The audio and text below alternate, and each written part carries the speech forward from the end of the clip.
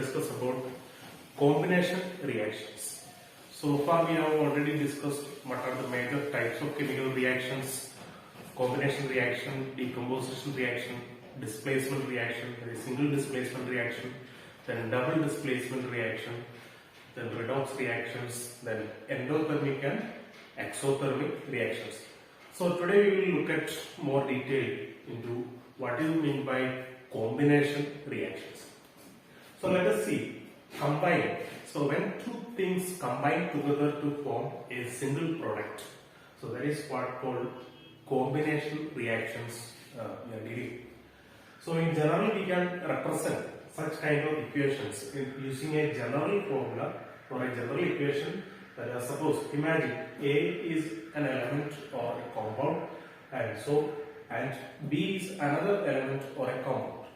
So when these two combines, when these two are reacting, they combine together to form or to give a single product, which is called AB. It can be a compound.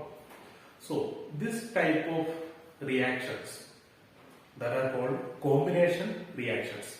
So let us take an example: calcium oxide. So you know in calcium carbonate, out of which the chalk piece is made up of. So actually calcium oxide, which is a powder, so now we normally use it for whitewashing purpose. So let us take some small amount of calcium oxide, which is also called by another name, a common name, the calcium oxide quicklime. You have to remember quicklime, that is a common name for calcium oxide. So how will you write the formula of calcium oxide? So calcium, the symbol you know, Ca, and oxide, oxygen, that the symbol is O. So since these two elements, they have got the valency, of 2, so we can write the formula of calcium oxide as CaO.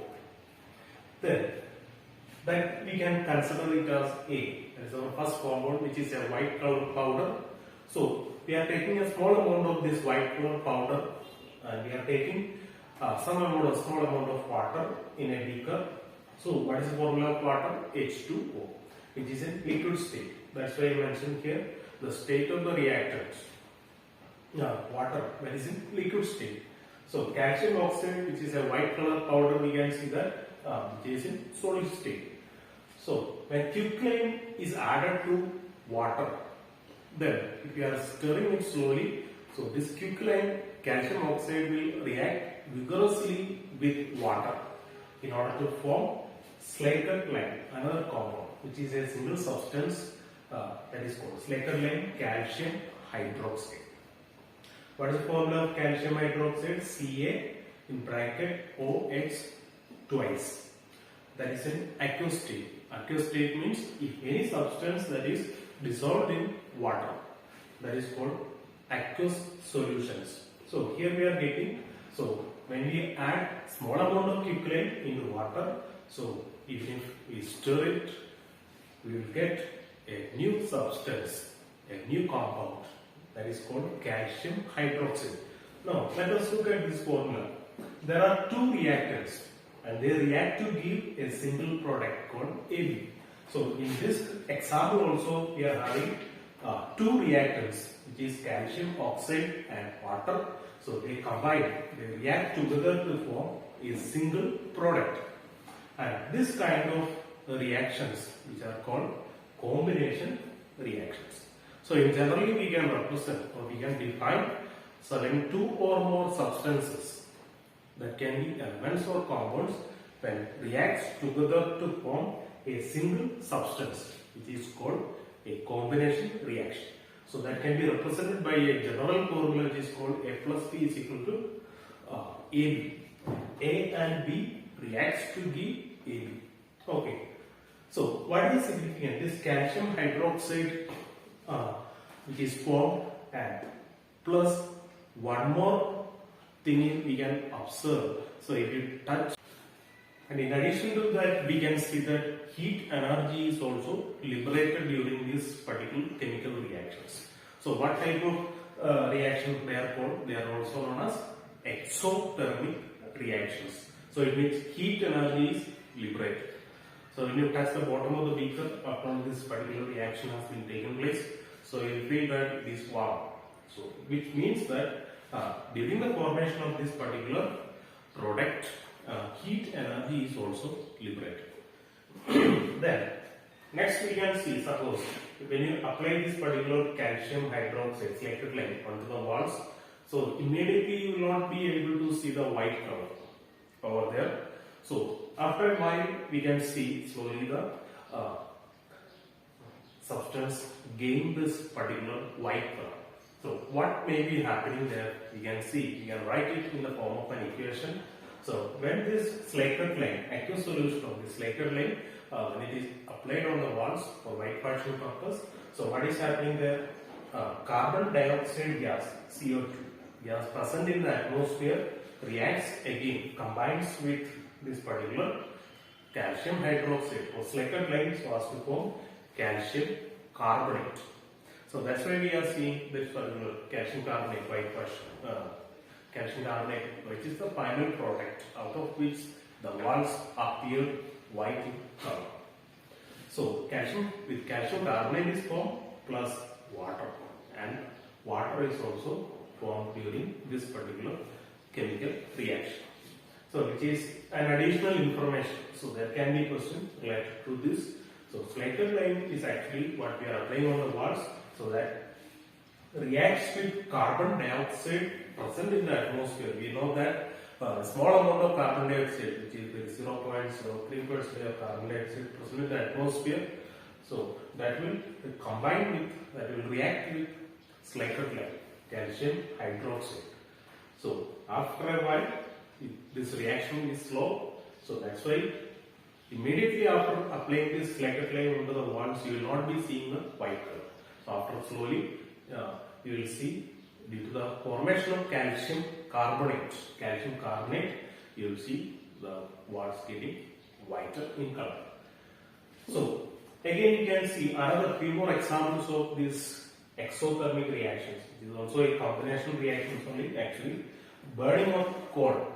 So during winter season, you are burning coal in order to keep your house, yourself warm. So and so how can you represent coal? Is actually coal. It's actually carbon only. So carbon we can represent, elemental form of carbon we can represent by its symbol itself C, and oxygen gas whenever something is burning. So oxygen is liquid. So oxygen how can you represent using that symbol O? But why I have written here O2? Because I already told you oxygen exists in diatomic gases. So carbon when combines with oxygen, so during burning, so what happens? Carbon dioxide gas is released, and heat energy is also released during this reaction. So which is another example of combination reaction. Then we are familiar with the formation of water. So here what is happening? H2, hydrogen gas, and O2, and the hydrogen oxygen gas. So when these two combine so as to give water, is to H2O. So here you look at the state of the reactants.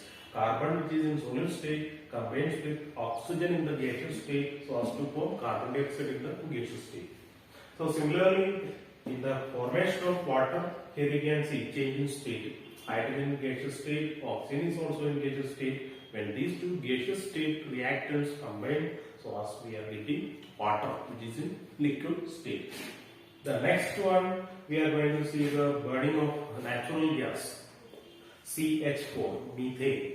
So when methane burns in oxygen, so 2O2, CH4 plus 2O2 reacts to give carbon dioxide and water. These two are the major products, and in addition to that, heat energy is also released. Then we are familiar with another example, so that is called respiration. During respiration, not during the process of normal breathing, during cellular respiration, what is happening? The food that we consume, that gets digested, after getting digested, will get converted into glucose. This glucose, once it reaches cells, mitochondria, so what is happening there? It will undergo oxidation. So when glucose is oxidized, so as the oxygen that we are breathing in, so due to that, glucose will break up it to give carbon dioxide, water, and energy. So, in these three situations, you can see formation of burning of coal, formation of water, and see formation burning of methane or natural gas, and again during respiration or during the process of breakdown of glucose. In all these reactions, energy is being released. So we can generally classify all these reactions as what? Exothermic reactions. I already told you the definition. Exo means out. Thermal means heat. So in all these reactions, heat energy is released. One more example you can see, which is decomposition of vegetable matter.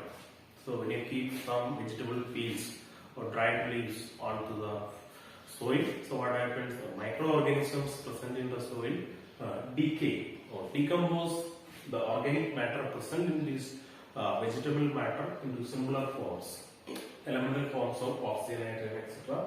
So as during this decomposition reaction, this energy, heat energy is liberated. So that is also an example of exothermic reaction. You must remember it. And another exothermic reaction is also we will study in another category, which is called neutralization reaction. So here acid and base react to form salt and water. This is the general equation of neutralization reaction. So here we are taking sodium hydroxide, which is a base, and when it reacts with hydrochloric acid, HCl, so they react to give sodium chloride and water plus heat. During this reaction also, heat energy is liberated. So I hope you might have understood this particular topic. So just go through the video properly and understand, read the textbook well, and try to solve some more sample questions related to the balancing of chemical equations in this chapter. So tomorrow we will come with the next topic, that is decomposition reaction. So read the textbook carefully and write one word type questions. I hope you are doing well in your studies. So if you are having any difficulty in understanding any particular topic concepts, just feel free to contact me. Okay, thank you.